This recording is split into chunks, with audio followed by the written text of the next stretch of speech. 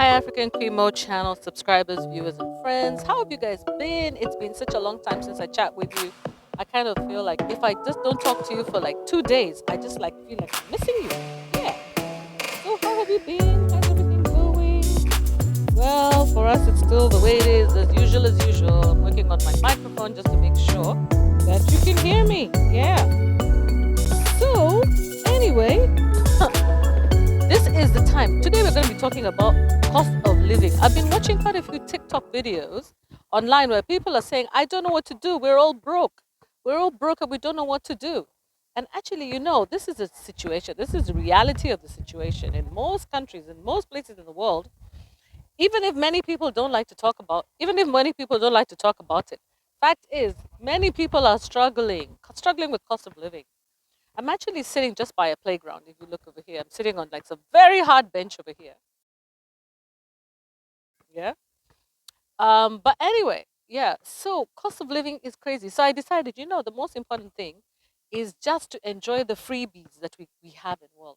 Like now, I'll tell you how hard it is for me right this minute. I'm looking at I just bought a car the other day. It took me 6 months to pay it off, and I'm glad I finally did. And then I also have to pay the MOT, which is like, to check to make sure that the car is not polluting the environment. That comes up once a year. Then I had registered some other kinds of businesses. Since I'm a businesswoman, I had registered some other businesses.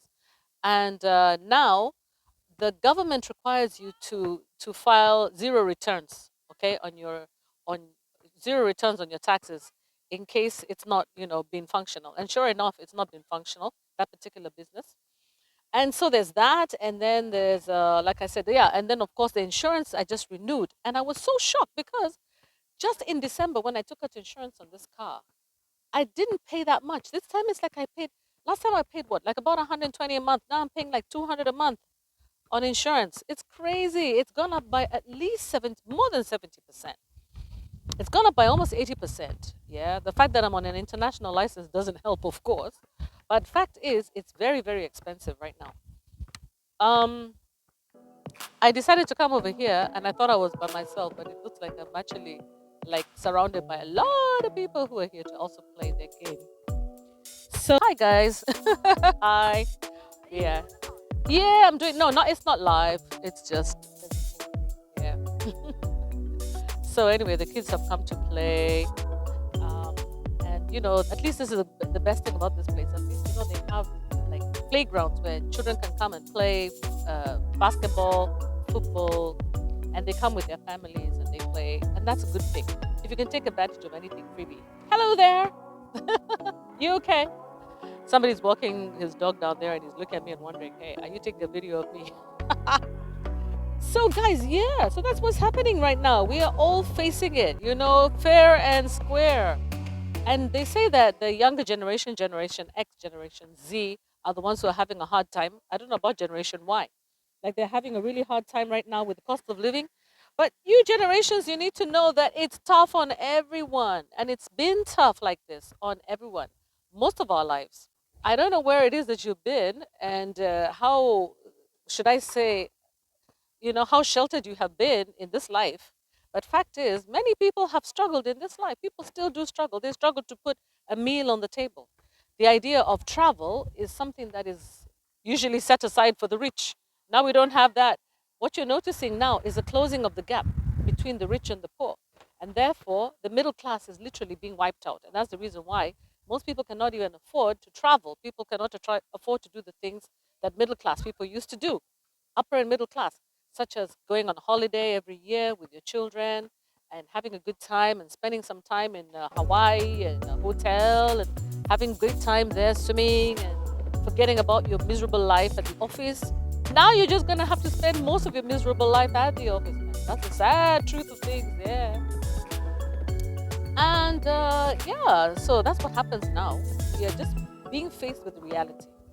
It's a reality check. It's a reality check. My advice is, a lot of people are really, really, really stressed and, don't know what to do. Other people are really distraught. You see people even crying, seriously crying. And like, I don't know what to do. I mean, my money is never enough at the end of the month. By the time I get paid, By the time I get paid my salary, it all goes to my rent, my insurance, my car notes, my groceries, my transport, and in the end, I'm left with $8. Left with $10. What do you do in that situation, guys? What do you do?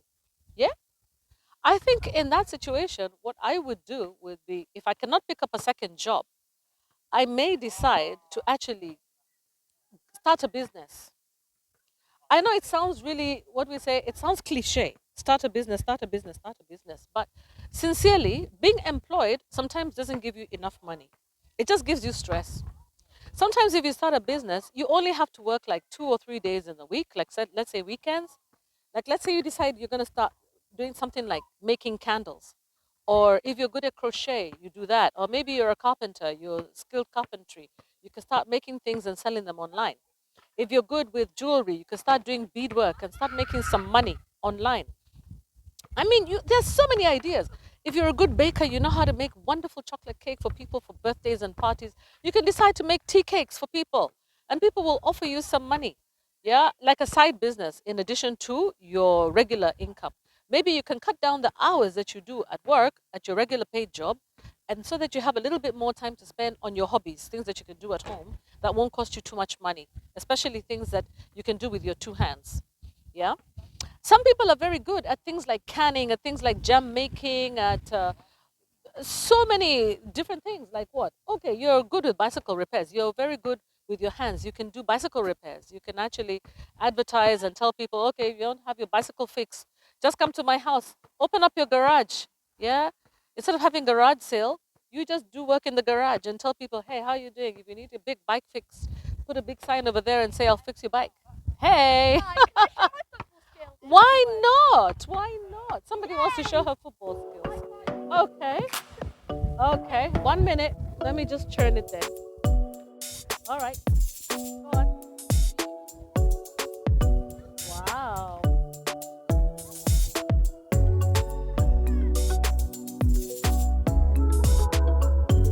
You are really good. Where did you learn to play? Oh, really? Okay. Okay, that's fabulous. Do you want to be a footballer? Do you want to be a footballer? Wow. Okay. Are you? Okay. You're not. Alright, oh, really? Okay. That's great. So he's almost like practicing, right? That's great. Go ahead and play. Go ahead and play. I'll show you. I'll show you in the background. I'll be showing you in the background. Okay. There's some kids playing football in the background, guys. You can see them over there, and they're saying hi. These are Cardiffans. They're always very friendly kids. I always worry that they're not going to be happy when I'm recording, but they're always happy when I'm recording. Okay. So basically, what I'm saying, guys, you can do something with your hands. And if you're good, like let's say with your hands, you're good with mechanics. Maybe you are good. You're jack of all trades. You can do something with your hands. Maybe you're an entertainer. Maybe you know how to tell jokes. Maybe you can do emceeing at ceremonies, or if there are no ceremonies, then you can actually, maybe you're a carer. Maybe naturally you care for people. You can take a little bit extra time over the weekend and go and do like helping people and get paid for it. Like for example, there are food banks that maybe might need a little bit of a few hours. That will give you a little bit extra income, so that when you're on your $8 at the end of your salary, after paying all your major bills, you still have a little bit of extra, which is what I decided to do. I myself am a professional, trained professional, all that. But I decided that's not going to be enough for me. I cannot be waiting on 4 weeks for payments. I cannot wait even 4 weeks for payment. I need to be paid immediately on the day that I work. I need to be paid on that day or the second day. I need cash. Right now, cash is king, you guys. Cash is king. I won't lie. Things are tight, things are tough. Talk about a little bit about insurance, car insurance. Anybody who works in Europe or in America knows that there's no way you can operate without a car. If you're really serious about doing business, about being independent, you really absolutely need a car. It's not a luxury; it's a necessity. Absolutely a necessity. So I decided to buy a car first thing because I knew I have to be available. If somebody calls me for work, I have to be available. So off I go. to work. And then I realized, oh my God, the car that I'm driving, the insurance is crazy.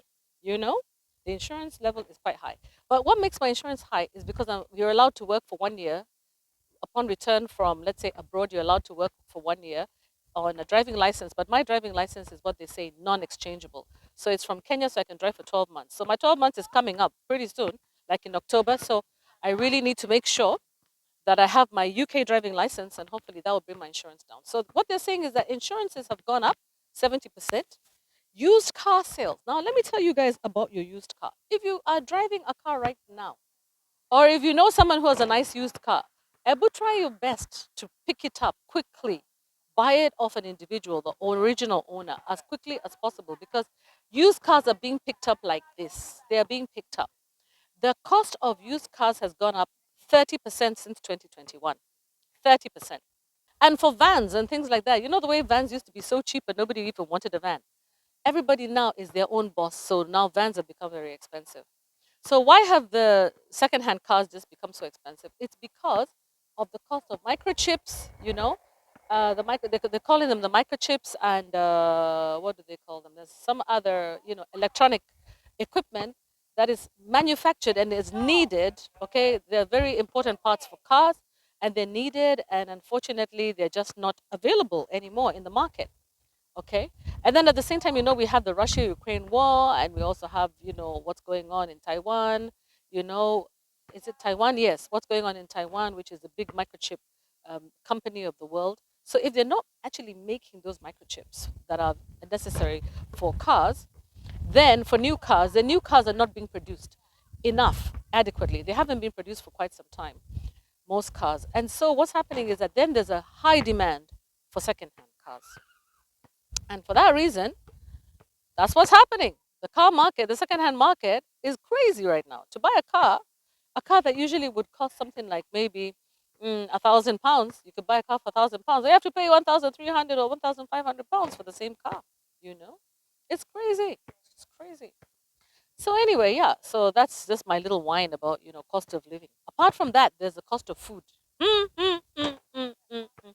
Every time, literally every time I go shopping, which is like every time I go to work, I come back and I go through and do a bit of a shop because I no longer have that kind of disposable income to go and do hundreds of pounds of shopping, yeah, anymore.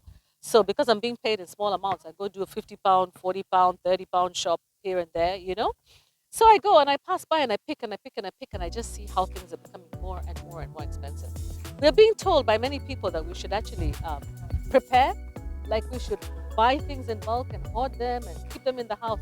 But my concern is what happens when they are infested with bugs or mold or things like that. Me, I'm into fresh food. I like fresh food. So I've decided what we're going to do. We're talking with my hubby. We just have to reduce the number of times that you cook in a day. Maybe cook just once, because after all, even the cost of electricity is going up. The cost of gas is also up, and it's been sad because you've been hearing a lot of people say that they've had to make a choice between either their gas. Either you have to make a choice either to pay your gas bill or to pay your electric bill. Either pay your gas bill and heat up the house, pay your electric bill and cook food, or pay your rent, or pay your car note, or what. But let me tell you what, they are all necessities. There's nothing that we can do. Everything is a necessity. So there's just nothing we can do. So basically, there's just nothing we can do. So, oh well, this is how it is, guys. That is how it is. That's the life. So people are having to make choices, and some people are going hungry. Some people have to go to the food bank. And I'll tell you what, in these countries, as an African, we've been taught we're very proud as Africans, especially. We don't like to wear second-hand clothes. We don't like to go and beg for food. We don't. As much as the media likes to show as if Africans like to beg for food, it's actually the opposite. We don't like to beg for food. What we do, we can give and take. So you can beg me for food, but even me, I'm going to come and beg you for something too. So that equalizes things. But when it comes to the point where, it's always one person asking and the other person giving, it kind of is demoralizing and kind of like puts the other one down. It's a bit condescending in a way, and it's kind of embarrassing. So most of us don't like to wear. And then another problem is that many people don't like to wear secondhand clothes, and they don't like to buy secondhand clothes for their children. They feel that they have failed their children by buying secondhand clothes. Another thing is that they also imagine that those secondhand clothes may have been worn by people who are not nice, and their spirits are in them. I'm like, you know what, guys, just buy those clothes, wash them up, disinfect them, deodorize them, disinfect them, hang them up in the sun or hang them outside, wash them 10 times if you want to, take them to Adobe. But don't go spending money on new clothes when you cannot afford gas and electricity, people. We can't. Me, I'm wearing secondhand. Everything that I'm wearing right now, the jacket I'm wearing right now is used. The top I'm wearing right now is used. It's only my earrings, which I bought new. Okay, back in the day when I had money, I was buying new earrings. And I was just telling my hubby, you know what? Hey, me, I need clothes. I really need clothes. I need new hair. I need new what? I need this.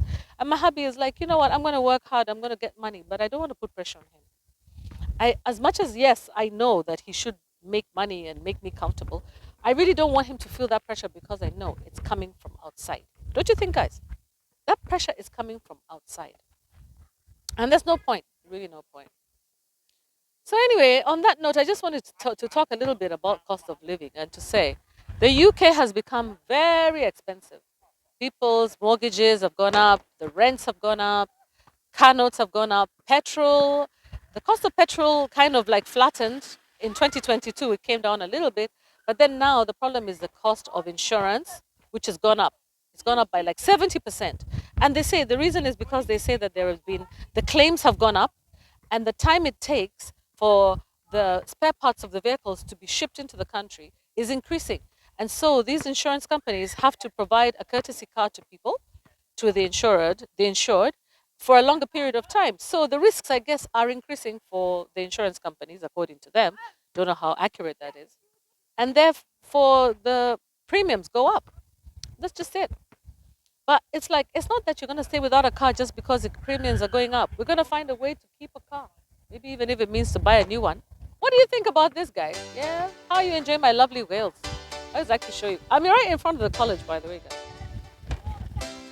I'm right in front of the college. Yeah. My lovely college over there. Yeah. I'm just sitting here right in front of it and just relaxing. And yeah, this is it. Okay, well, I don't really have much to say apart. Okay, well, we can continue talking as I walk. I'm tired of sitting on this hard bench.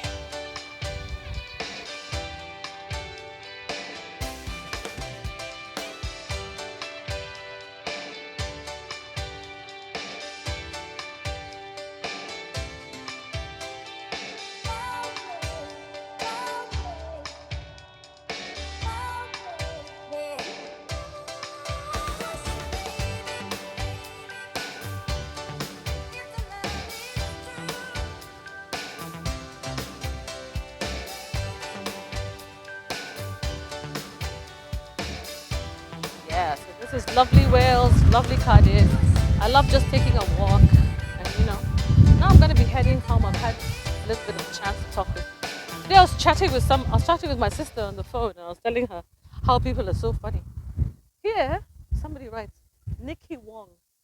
Nikki Wong, 50 today. Everybody needs to know. Everybody needs to know that he's 50 years old or she, you know. Now I'm going to be heading back to the house. It's time to go back home. Yeah. So, guys, yeah, that's it. I mean, what do you think? Yeah. Cost of life, cost of insurance, cost of everything, cost of travel. Now we can't even travel the way we used to travel a lot. Oh my God, guys, don't you miss traveling?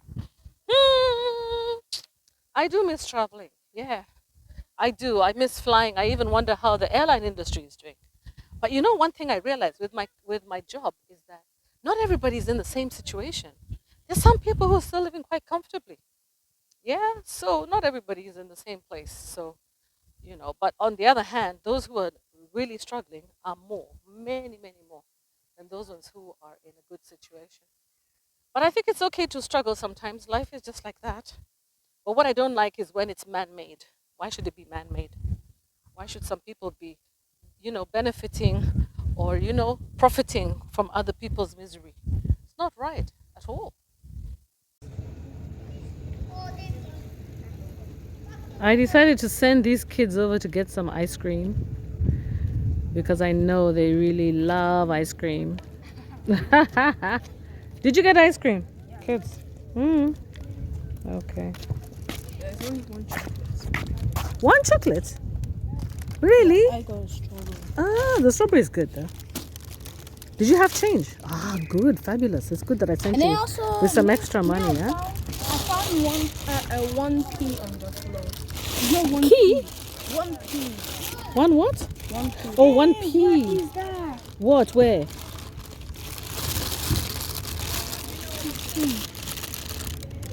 Ew, yuck. That's the money that you need. It's Ah, the money okay. that I found on there. That's Emmanuel's money. You keep your money. Let's go. I don't know what that is. Is that one pea really? Ah, What's the problem? it's broken. But it's still chocolate. It's still chocolate. You keep the paper. You need it. I usually buy that ice cream. I find it very tasty. Even today, I bought this one of Emmanuel. Emmanuel, open this side. This side here. This one down. Oh yeah, ready. You opened the wrong side. But anyway, it's okay. Even that side is fine. Doesn't matter. Is it good? Is it good though? Yeah. I bought that one today and I thought it was very nice. Mm-hmm. That's why I told you you need the paper. So that, I mean, you need that paper so you hold it. You hold it like this, Maha. You put the ice cream here like this, so you don't lose. You don't lose your chocolate. Otherwise, you're gonna lose that chocolate. Yeah. Yummy ice cream. £1 each, yeah. Yeah. It's good to enjoy. You enjoy yourself. This was like You need to suck that thing, my friend. Even at the front. At the front. Uh huh. Uh huh. It's yummy, yeah. That one of Rollins is very nice, but it's melting fast. Don't eat a lot. That's the thing with you. You like to gulp. He's going to suffer.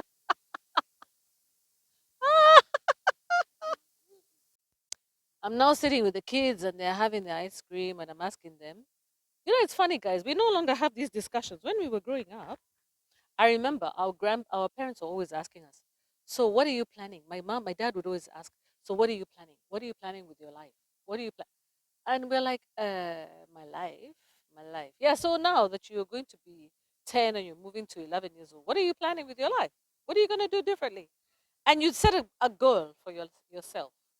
You set up a goal for yourself and you say, this year I'm going to do better in English, or this year I'm going to do better in maths, or this year I'm going to start taking up swimming. I'm going to get better at swimming.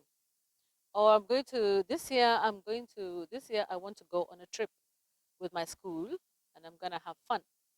Or this year I'm going to learn how to bake a cake myself and decorate it. So we always had things that we were planning and goals, but I don't know what the education system is like over here in this country, in these countries, because I wonder whether they're used to helping children to set goals for themselves. Because if you don't teach kids to set goals when they're young, when are they ever going to do it? When are they ever going to set goals? Do they teach you how to set goals in school? Set goals. Do they ever teach you how to how to what? How to plan for your future? Do they tell you when you see they don't. In the school they don't. Oh, they do. Ah, ah. How? Tell people. Yeah. Like I know yourself. that one person said McDonald's and one person said uh like like like the people who like no the people who drive the planes. Ah, pilot. And what do you say? What do you say about what Me, I said that. you Maha wants to work for McDonald's. That's what she said. She said she wants to work for McDonald's and make money.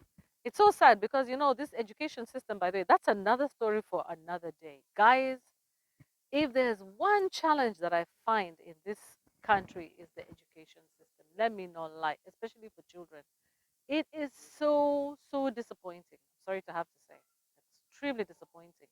Because I find that the skills that we used to have at their age when they're young, I don't know whether it's our kids or it's all kids. I think it's all kids because I see like they seem not to have communication skills like we used to have, or even abilities to organize themselves, to organize their rooms, to organize, their schoolwork, to be serious with school. They're not really serious at all with school, man. Guys, yeah, yeah, yeah, my God. You guys are hoping to get your children into UK schools and maybe some of them in Africa, and you want them to come to school in England. Oh, no, I do not recommend it. I don't. Let them just stay there because they're going to learn much more. By the time that we were this age, us guys were doing serious stuff, man. We're writing compositions, comprehensions. We were, doing serious mathematics. We were doing art. We were doing all kinds of things. We were learning civics. I remember at their age, we were learning civics. We were being asked, who is the president of the country, who are the ministers, which are the ministries. If you go into Kenyan schools today, they will tell you everything about their education system. Yeah. So I mean, they'll tell you everything about the government. So it's like, you know, I don't know. This education system is just not it. It's just not it for me at all. It's not it at all for me. It's not it at all. I think that that is the only drawback that I can say about living in the UK, which is the quality of education for children is very poor compared to the education that is provided in countries such as Africa. Okay, some of you guys might have different thoughts about that, but I really feel that the quality of education is very poor, very, very poor. And worse, even worse, is monitoring of behavior. Children's behavior is pretty poor as well. But anyway, guys, so I mean that is one. Yeah, that's a difficult subject, but I think maybe I should research it a little bit more and come to you. What do you think, guys? Have I opened up a can of worms? I always like to end up on a positive note. But what I find is that a lot of children are lost in this system, totally lost. So if you can keep your kids back home in Africa, honestly, seriously, in the education system in Africa, as long as it's in a decent school, I would say probably they have better chance, over there, especially compared to the UK. Maybe US is a bit different, but UK, I'm biased a little bit towards the US, a little bit biased. But on the other hand, safety of your children in schools is another question in the US, yeah? So this is basically it.